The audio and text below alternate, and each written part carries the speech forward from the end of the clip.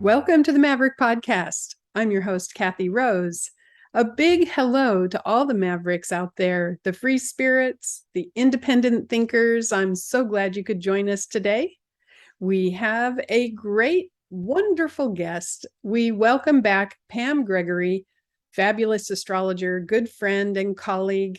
And we have a really interesting topic today. So first, welcome, Pam. Come on board. Thank you, Kathy. It's always an absolute joy to be with you and spend time with you. I don't spend enough time with you, actually, so it's always wonderful to connect. And I love your work, love your teaching, love the way you set the bar so high for our subject. Well, I feel the same way about you.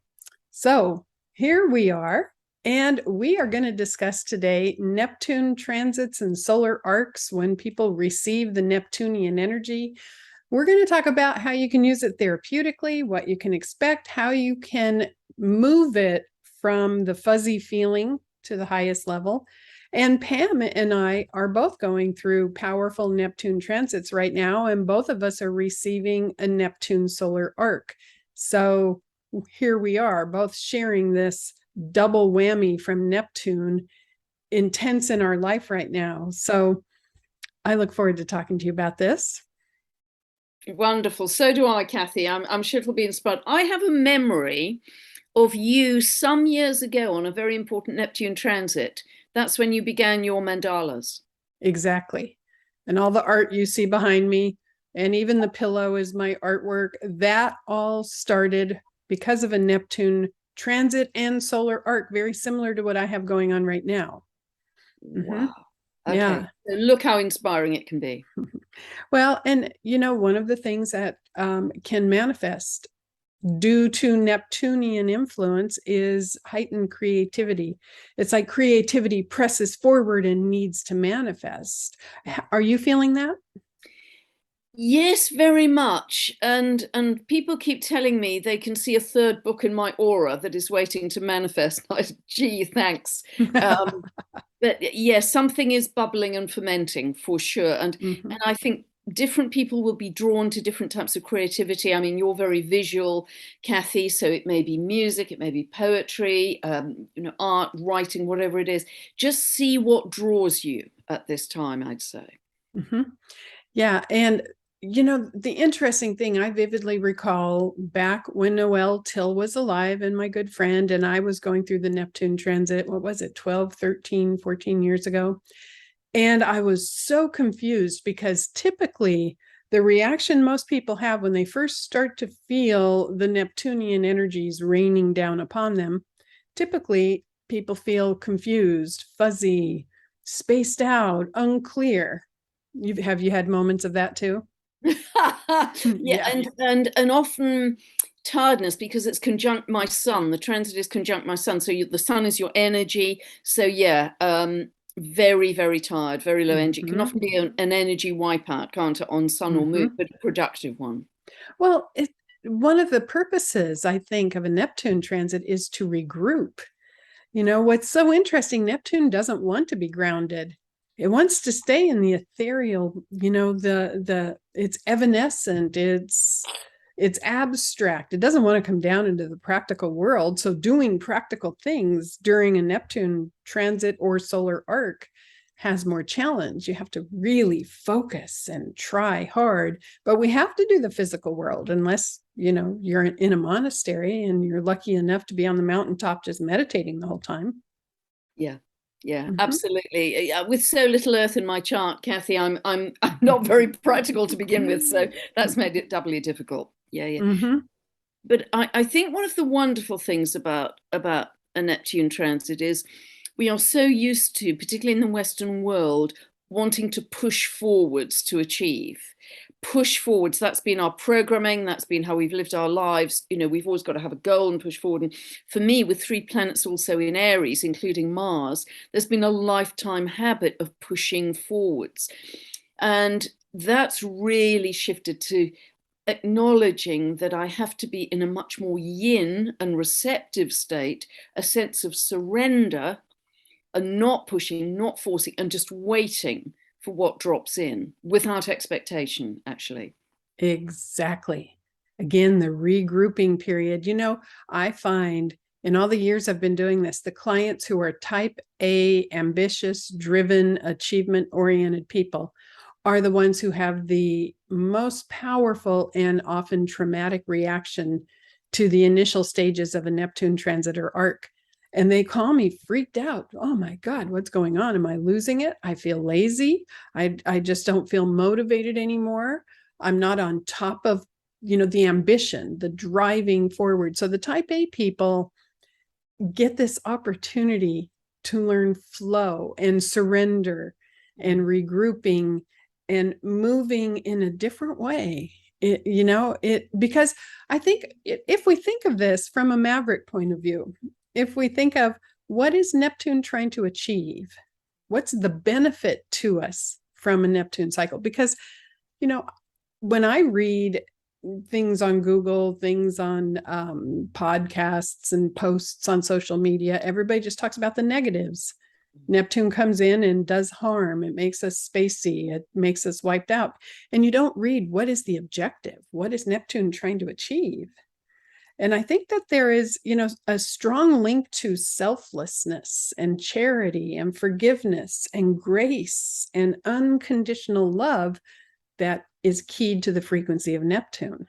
Absolutely. And I felt a greater sense of service, being in service, which is very Neptunian. It also blends with my Virgo midheaven, but it's not that I'm doing the work to earn money or any of that. It really is, particularly at these times that we're moving through, a very strong sense of service. And I think there's an urge towards spirituality, and for me, a very strong urge to bliss. Yes. Because Neptune, as we know, rules altered states. So whether those altered states are sitting staring at the sky and listening to the birds, or listening to music or breath work or meditation or candle gazing or whatever it is, a sense of timelessness and just dropping into bliss to connect to that sense of oneness and source. Well, it's really giving ourselves permission to do that. Yeah.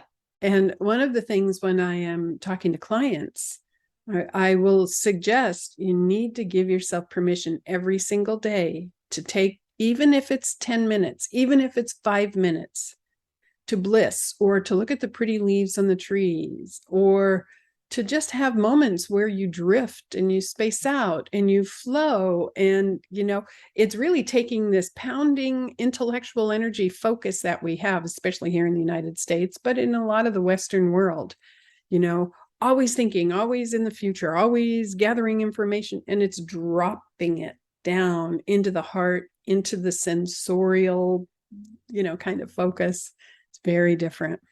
Yeah, I really agree. And you and I both get a tsunami of messages and emails every day, Kathy, that we have to reply to. But often I find myself just yearning. That's another Neptunian word, isn't it? Just yearning to sit flat on the grass like a 3-year-old kid and just stare at the sky and be totally blank and just celebrate being part of that oneness of nature in a almost childlike way, taking it back to absolute simplicity without all the kind of complex head stuff. And that yearning is getting stronger and stronger. Yes. And Neptune is not competitive. It is the opposite of competitive energy. So it's not about winning. It's not about who is achieving the most. It's not about who's most popular. It's not about measuring what you have accomplished. It's a very different vibe, very, very different vibe. And it's interesting to really try to merge this when you are in your productive career years, and you have bills, and, you need to earn money, and you need to pay your rent and have the money to pay for food. It's quite the task to try to blend this effectively. It absolutely is. But I think I'm finding that the more I can just receive as opposed to push with my small limited mind, if I can receive inspiration from the universe, who is way smarter than I am, then I will produce, I hope, better quality information for people, I hope with less effort. I hope there's a simplification process that's going on with that as well. Because the universe is helping as opposed to just me thinking I've got to do everything. Yes, it is a mindset change of merging, receiving, connecting. And that's what I was going to say earlier when I mentioned Noel Till. When I first went through this and I called him saying, oh my God, Noel, I think I'm losing my mind.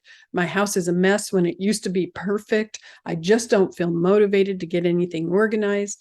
Oh my gosh, what's going on? And he said, Neptune cycles can produce incredible inspiration if your doors are open. And he said in his big, booming, operatic voice, Kathy, are your doors open? And it's like, bing. I went, that's exactly it. I was resisting the difference in the flow and the abstraction and the softer energy versus the driving forward. I was resisting it. So I opened the doors, and that's when the art started to pour through. Well, that's poured. Yeah. And I think the no expectation thing is important because, again, that's very yang, isn't it? That we set goals. I think having no expectation and just dropping into that state of surrender and bliss is the key thing here. And I've noticed also, don't try and define anything. Don't try and pin it down. Yes. Because that's, again, that's a very mercurial, Virgo type thing. But I've noticed also in writing my long monthly newsletters, I used to be really involved in current affairs, wanted to follow the politics or the economics or whatever, even, in a very objective way. I couldn't care less now. It's just noise. It's just noise. So I'm noticing that section of the newsletter is getting shorter and shorter because it's just that noise has gone on for hundreds and thousands of years. And I'm just not interested anymore. And it's a sense of needing to go beyond. And as you know, Kathy, and in fact, I think you actually said it to me the first time around, it's I have a strong urge at the moment to go beyond the astrology. And I don't even know what that means yet. I can't define it. I don't want to define it. I'm just leaving it hanging in the air. But I've got a very strong sense of that. Yes. And what's happening for me is Neptune squaring my Saturn and my Mercury with a solar arc going on also from Neptune to my moon. And the bottom line on that is for many years, I want to go beyond astrology, or I am very, very committed to helping people understand they are not their chart. The thing I say quite frequently is I am a soul and I have a chart, which is a temporary imprint for this lifetime, but I am not limited by the imprint of those planets at birth. I am much bigger than that, which is the Neptunian response to I am an unlimited energy being connected with the divine. And that Neptune moon connection must be making you much more psychic. Yeah, but that's something I've had my entire life. And I've learned, when Neptune comes in, if you haven't experienced your intuition and all of a sudden that sensitivity gets turned up, because the key word I use with Neptune is sensitivity, sensitive to energy, sensitive sometimes to food or the environment or toxins, sensitivity gets turned up, especially people who have strong Neptune in their natal chart, Neptune angular or Neptune standing out, or in your case, you're a Pisces with moon in Pisces, so you're keyed to the frequency of Neptune. But if they've never had that kind of sensitivity and all of a sudden Neptune comes in and just turns that volume up, dream state, sometimes you get messages in your dreams or you do shamanistic work in your dreams. I mean, sometimes I think I don't even sleep because most nights I'm traveling to my clients, talking to them or, doing healing work and I wake up going, no wonder we're tired. It's a busy night. I think the thing for me as well with the, Sun, Moon, Pisces and the Neptune solar arc and transit, it's really amped up my compassion, particularly for animals. I've always been an animal lover. My heart for animals is massive right now. And tuning into animals and knowing how they feel and almost a sense of, telepathy with them, that has become really huge. And I'd love to do some work with animals in another episode if I get to live that long. But it's that that sense of oneness, and also, Kathy, what you were saying about the boundlessness and the infinite possibilities that brings in. And that's so helpful for us when there's so much contraction right now in our 3D world. Yes. Yes. And the astrology of fear is pervasive in social media, which is beware, this aspect is going to happen, that aspect is going to happen, or this transit or that transit. And it creates fear of, oh my God, what's going to hit me, instead of welcoming in the frequency so that you can grow. Again, I go back to, what are these cycles trying to achieve? When you go through a transit or solar arc, you are actually receiving the frequency of the planet that is transiting or arcing, and it's filling your cells. It's filling your energy field. You're going to vibrate to that frequency for a while, and you can either resist it and have a negative reaction. For example, with Neptune, many people go through that wipeout, that fuzz, that spaciness, that confusion. Sometimes they go into self-loathing because they're disorganized and so forth, or unmotivated. Or you can welcome it and just take it to that higher level, the charitable, the giving, the selflessness. But in our competitive world, especially depending on what age, if you're in your 20s or 30s, you're in the middle of building your career, 40s, maybe, you're really driving, trying to achieve. It's very different than 60s or 70s or 80s when you are polishing, right? And then Neptune takes on a different experience.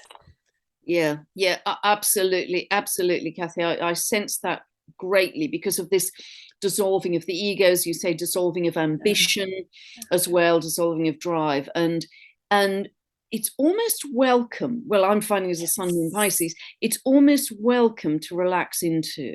You can take yourself off the hook, as it were. You can take your foot off the gas pedal and allow the universe to step in for you. And I'm feeling that in a bigger and bigger way. And I think the other thing I've noticed as well is, particularly if the Neptune transit is through your 6th house or the ruler of the 6th, there is often, as you mentioned, an issue around toxicity and reactions to food, sensitivity. Leaky gut comes up a lot with that Neptune transit. And so often there's a need for purification of the diet, purification of the physical body. And if people can achieve that through detox or changing their diet or whatever, then very often that will spur the psychic and spiritual, much heightened sensitivity as well, because the vessel is pure now physically. Yes, the body, mind, spirit. And if they are detoxing, they also need to detox their mind. Yeah.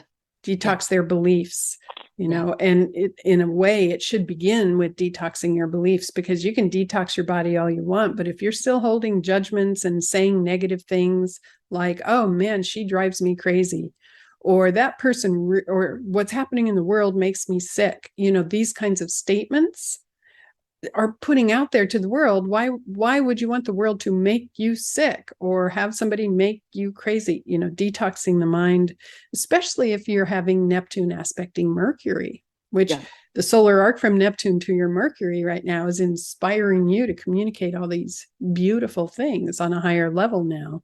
Oh, bless you. Thank you, Kathy. But we forget that thoughts are toxic.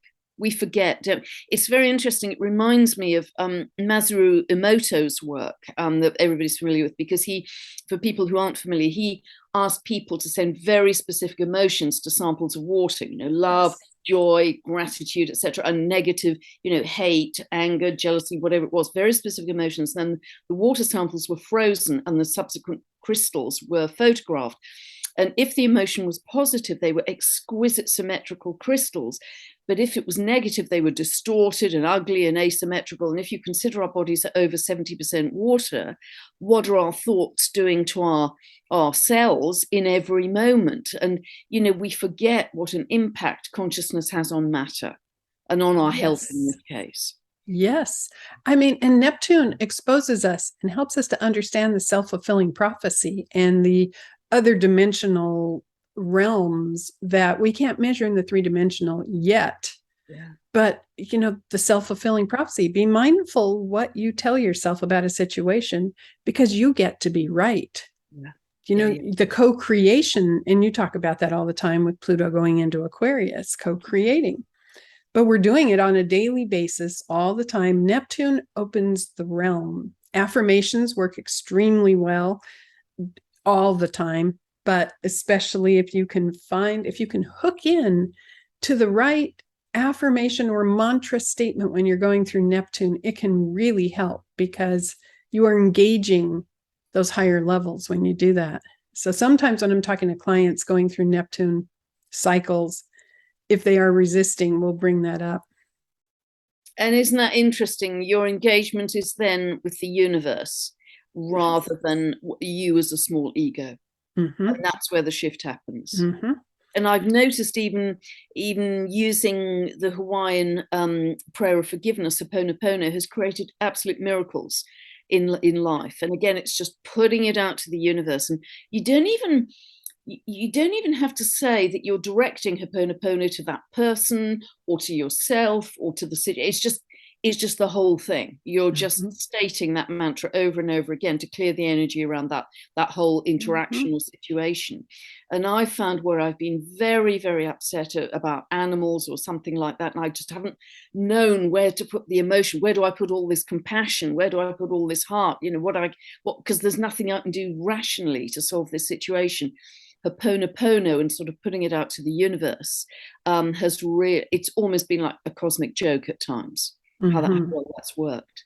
So it's trusting in the invisible, isn't it? It's trusting in the cosmos. It's trusting in the invisible. It's trusting in angels or guides who, whoever you speak to, that they can solve it way better than you. Mm-hmm. It's a very soft energy, very soft. And it's interesting because I've always approached astrology through synesthesia, through the concept of frequency, so I think in terms of what is the frequency of forgiveness, we can say the word forgiveness, but when you experience the frequency of forgiveness, it is totally heart opening. It is like a deep breath that you get after a wonderful massage, where everything relaxes, where everything flows. It's the opposite of tightness. It's openness on some other level. And when you receive unconditional love, or you feel unconditional love, the opposite of unconditional love would be judgment. Again, it's tight versus relaxed and open, it has a specific frequency. And the other word I use quite frequently with Neptune is grace. Grace with capital letters. And, when you tune into grace, I cannot define grace. I can't even put words to it. But when you feel the frequency of grace, again, I can't put words to it, but it is the most beautiful heart-centered energy ever. And Neptune offers this, to receive grace, to let grace flow through you, to radiate grace, to participate in grace. And we can hit those tones powerfully when we flow with Neptune. Now I've had my share during this Neptune transit. Even though I've been through Neptune many times and I talk about this stuff and I counsel it every day with clients, I've been through my share in the past 6 months, beating myself up because, I should be, in my ideal world, producing all kinds of new projects. I have the ideas. I just don't have the motivational energy to make them happen, because I'm so busy every day with clients. When I'm done, I really do just want to veg out for a bit. But, it's that inner judgment saying I should be doing more. I should be doing more. And the inner part of me going, it's just fine. Just flow. It's okay. Just surrender. And I think another beautiful aspect of Neptune by transit or solar arc aspecting your Mercury, which it is for you and it is for me, is potentially starting to become visionary in where you're getting, or in your thinking or in your writing or something. There's a visionary aspect that comes in that represents a higher state of being that shifts us again from the mind, Mercury, got to pin it down, got to be detailed, to something that is, again, back to your word, boundless. It's infinite. There are infinite possibilities out there that we don't have to define. We just have to kind of flow into them. Mm-hmm. And that feels a very beautiful aspect of Neptune, actually. Mm-hmm. But the trick for most people is we are so used to wanting to have control and to plan ahead and to get the vision and to know where we're going and to really have the plan. And when you go through Neptune, quite often the plan dissolves, and spirit or divine or angels or guides, whatever term you want to use, your higher self says, no, no, no, no, no. Just relax and flow and trust you will get the signal when you need the signal. Just flow. Now, I've mentioned my son many times, not my S-U-N, my S-O-N. Because he's a musician. He's a musician, and he's ultra Pisces sun, Pisces rising, 4 planets total in Pisces, plus his rising sign on top of that. And he is a master of flow. And, for many years, I could observe Neptune just by interacting with him. He just knows how to weave in and out of energy. He knows how to relax and surrender and pick up the signal when it's right. And he's a jam band musician, so he knows how to pick up his instrument and play anything, anytime with any group, which just blows my mind, right? But that is personified Neptunian energy. It's like it goes past the intellectual boundaries we have. Yeah. And we're all capable of going to that next level when we receive Neptune, if we don't freak out and if we don't judge, if we observe what's coming up. Every single time I, at the end of the day, go, oh, I should have started this course. I want to, begin on developing intuition. I want to offer it to people. I want to tape it. I want to, get my school done. I should be writing this article. I should be doing that, and it's like I'm really getting better and better at saying it's okay. It will happen when it's supposed to happen. Yeah. And it's good enough. And it's now, it's good enough. And I also think the other aspect of Neptune that can come in, particularly when it's aspecting Mercury, or, from me, it's aspecting my sun, ruling my ninth, or that kind of thing, is there can be a stronger channeling aspect that comes in. Yes. And I know that's a sort of natural ability for you, Kathy. You're highly intuitive, and people tell me I'm channeling. I have no awareness of it, but people report back that I'm channeling more and more in my videos. Mm-hmm. And so there's something about being, just being in the zone, isn't there? Being in the zone with your subject, with your passion, and being in the flow, and letting it come through. Because very often it's the things that I didn't plan to say. Mm-hmm. That I think are most helpful to people, because that's when I let the channeling through. Yes. I stopped being so pinned down on the dates and the degrees. Mm-hmm. Yeah, and some of it is just really shifting up into the soul energy, out of the head, out of the body.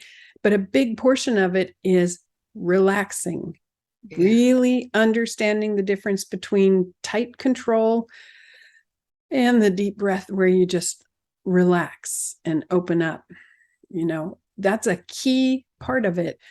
I'm going to have I have right now, solar arc Neptune squaring my moon.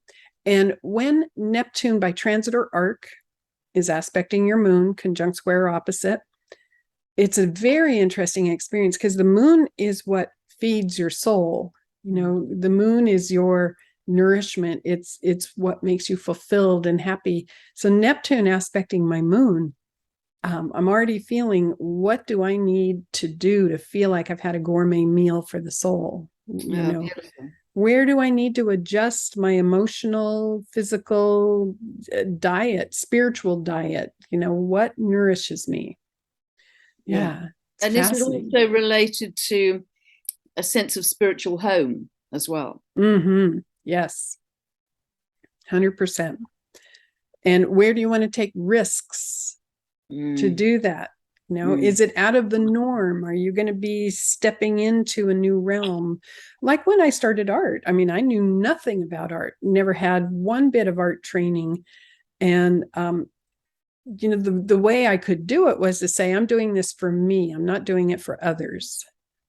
This is for my nourishment and enjoyment. And I'm yearning to do more art right now. I just don't know if I have the time. Yeah. I mean, but for both of us, our days are absolutely crammed. I think the other thing that can help a lot with Neptune transits is, for me, it's quite related to the breath. And breath work practices can be hugely helpful to actually, as part of detox, as much as anything, but also to shift your state, because changing the breath changes the state of consciousness. So I think there's some, very practical things you can do around that. And the other two things I think about every day when I wake up, before I open my eyes, I say, I live in the world of magic and miracles. Miracles happen for me. Wonderful. I love that. And it's happening more. And the other thing, because writing, as you know, is more of my thing, art is your thing. But I'm trying to sit down, again, our lives are so busy, but as often as I can get the chance to just say, whatever is for the highest good, let it come through me. And channeled writing, because Mercury's on my solar arc, on my Mercury. So channeled writing, and where can that take me? Because I think my best ideas actually come through writing.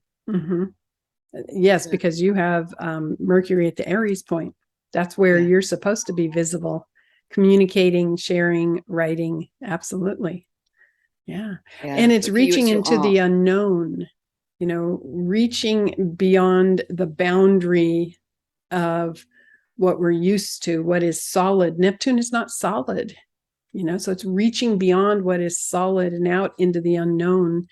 And being part of it is being adventurous enough to do that, being brave enough to do that, and being confident enough to do that and say, ooh, this is great. I walk my neighbour's dog every day. That's my dog fix. And I often go down to a beautiful local stream that is one of the best streams in Europe for butterflies and dragonflies, because it's hard rock underneath. So it's a super clear stream.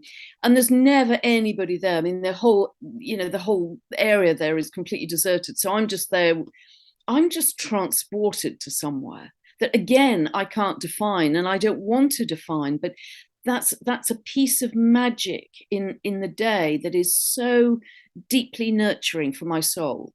There's this sense of oneness, this sense of connection, this sense of not having to go anywhere, do anything, for that sacred period of time before I come back and hit the computer and 1,500 messages and emails a day like you. That piece of sacredness that is just suspended in time. I think you step out of time with Neptune. There's an odd state. You go beyond time and space.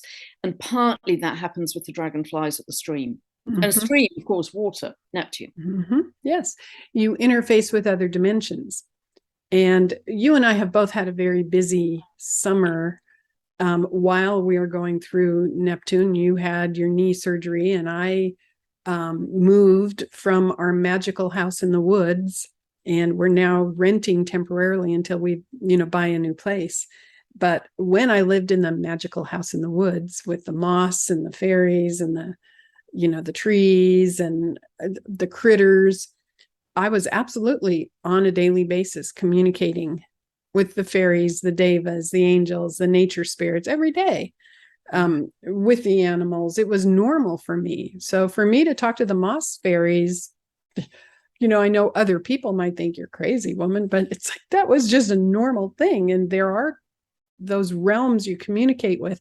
Neptune opens the doors for that, the unknown again. Totally, 100%. And so when people go through Neptune cycles, I highly recommend that you get your nature fix. In some way, even if you're living in the middle of a city, find some way to, go visit a tree or look at the sky, some way to get nature. 100%. That's where you can access Neptune. That's one of the big areas. And for me, also the two broad areas when you have a Neptune transit, and you were a brilliant example of this with your art, Kathy, the whole creative area and or the whole spiritual area. And of course, they're two sides of the same coin, aren't they? Because it's just increased sensitivity. So whether you're drawn to meditating more, or breath work or whatever, or painting or writing poetry or whatever, it doesn't matter. There's no definition in it. It really doesn't matter. There's no judgment with any Neptune transit. But just be open to those two broad areas of possibility, plus nature, I think will serve people very well if they're going through a Neptune transit. You know, the other thing that I frequently will tell people is because Neptune is so connected with charity, volunteering, selflessness. I remember I had one client, this was 12, 13, 14 years ago, and she was going through the transit of Neptune conjunct her midheaven. And she was a realtor. And she was a hard driving realtor. And all of a sudden she came in and said, I just feel like I'm losing it. I'm fuzzy. I just feel like I'm drifty and unfocused. And I said, why don't you start a charity? Why don't you begin a charity, create a charity? And then you can pour all of that Neptunian energy into doing good work, good selfless service work for others. And it has a win-win because you also get some visibility, which can help you as a realtor. I said, as long as your motives are truly to help people and not just to get that marketing, you will serve the Neptunian energy. And she did. She went out and she started a charity in her city, which became huge. She helped so many people, and it did last for 10 years at least. She gave a huge portion of her life to that, and she became very well known. But it served her. And she said it was one of the most fulfilling things she ever did. And it started with that Neptune cycle. So you don't have to start your own charity, but that vibe of selflessness and service, volunteering. I mean, your videos are free. My videos are free. You know, I mean, we're not charging money for these. Certainly I throw out some classes every once in a while. And yes, there's a charge for that. But the amount of information that's given away for free voluntarily, which is a lot of hard work, it hits that vibe of selflessness or charity, service. Yeah, that is so true, Kathy, of Neptune transit. It's very much about I'm not just here to make a living, I'm here to make a difference. And there's a sense of philanthropy. And, you know, I've always given money to charity, but more now, you know, because my heart feels so open, particularly animal charities. And I support the Global Sanctuary for Elephants in Brazil. And of course, I've never been to Brazil, and one of the elephants died just a few days ago, having only been in the sanctuary a few months. I absolutely sobbed my heart out, you know, because there was such a connection with this massive, precious creature. And there's such a sensitivity to suffering. Whether it's humanity or animals, such a heightened sensitivity to suffering that you have with a Neptune transit, I think, that you have to allow. You have to allow it and not block it.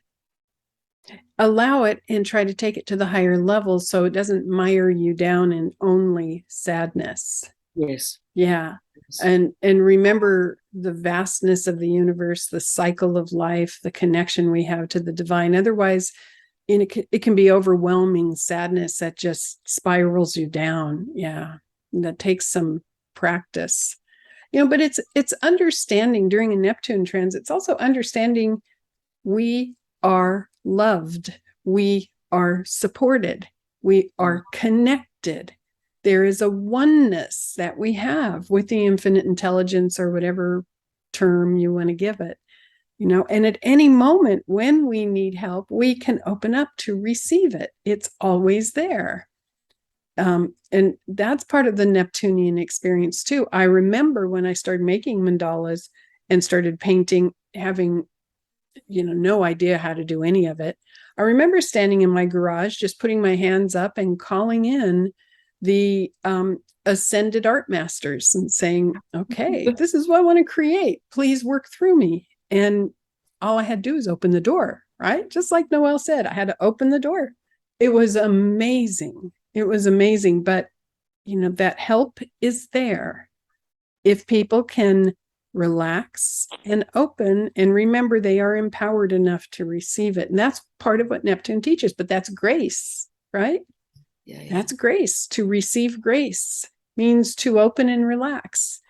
I think also something helpful may be, particularly, people who in our modern lives, we can become so dislocated from that sense of oneness. We get up, we go to a meaningless job, we come home, we have a microwave meal, we watch Netflix, we rinse and repeat the next day. There's no sense of connection to something greater.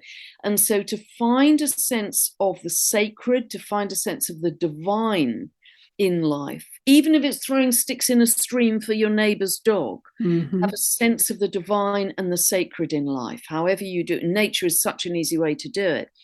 I think that is quite helpful with the Neptune transit too. Yeah. It's part of the diet.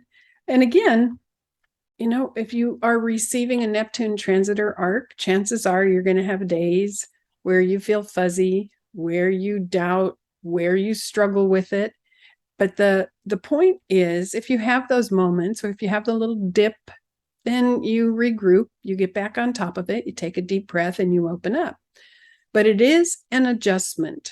It's an adjustment from regular 3D driving, ambitious, productive life. It's an adjustment, but it's beautiful and it's wonderful. Yeah. I think the other thing as well that comes to mind, Kathy, is one of the negative expressions of Neptune that we can turn around is very often it can bring a sense of overwhelm. A sense of overwhelm. And I regularly have that. Just, you open the computer and think, wow, there's another kind of wall of stuff coming in. So that sense of overwhelm is teaching me just to let go of so much, because there's so many offers and opportunities and interviews. And yes, you can earn money here and earn money there and earn a lot of money here.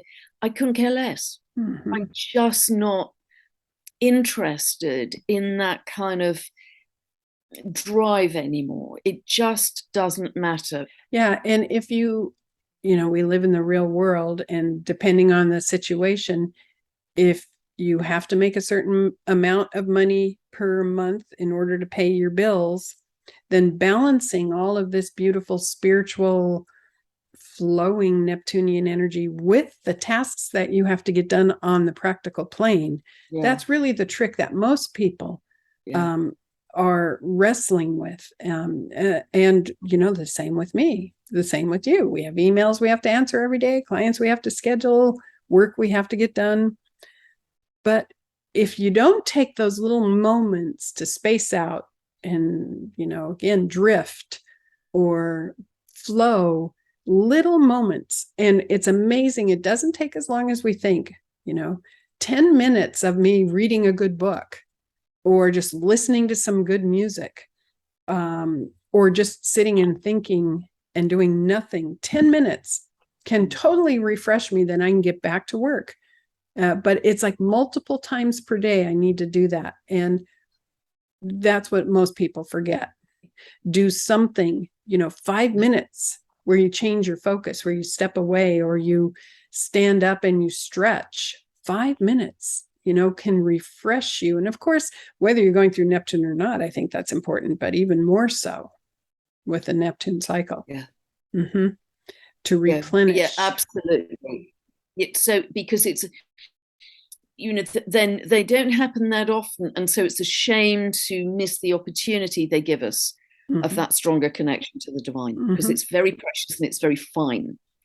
I had a client just the other day who's going through a very challenging time with a strong Neptunian transit, and she needs to make some decisions about where to move and what to do with her career. She's totally confused. She's totally fuzzed right now. And I had suggested to her, relax into it. The answer will come, but it won't come through logic. It won't come through the checklist, the pros and cons. It will arrive, but relax into it. And, sometimes when the pressure is so great and the reality is so intense, the money issues or whatever, it is a big challenge to relax into it. And she's freaking out. She's doing the opposite of relaxing. She's tightening up, and she's going into more and more and more fear. Maybe it won't happen. Maybe it won't. Oh my God, what's it going to, and that is a typical reaction sometimes to the early stages of Neptune, until you've learned to take that deep breath and trust, because the answer will come and it will appear and it will download and it will show up. And I can't give them the answer. A lot of people are calling and saying, tell me, where is it I should move? Yeah. Tell me, when should I quit my job? When will I get the new job? Tell me, you're an astrologer. You must tell me. And when Neptune is happening, or it's like, I can't predict your future to that degree. You have to participate in this energy and let it flow through you, and let the cells in your body align with this new frequency so your behavior changes. I think the more we try and control with Neptune, the worse it is, the worse it actually manifests. Yes. Because the whole issue is around trust in the universe, I think. Trust in the universe, again, invisible, putting out your intention to the cosmos. Trust in the universe is one of the big lessons of living a Neptune transit well, I think. And as always, thank you so much for sharing your wisdom. You're a great teacher, and many people appreciate all the service that you offer every day. And it's beautiful. And I appreciate the time together, and hopefully we'll do it again.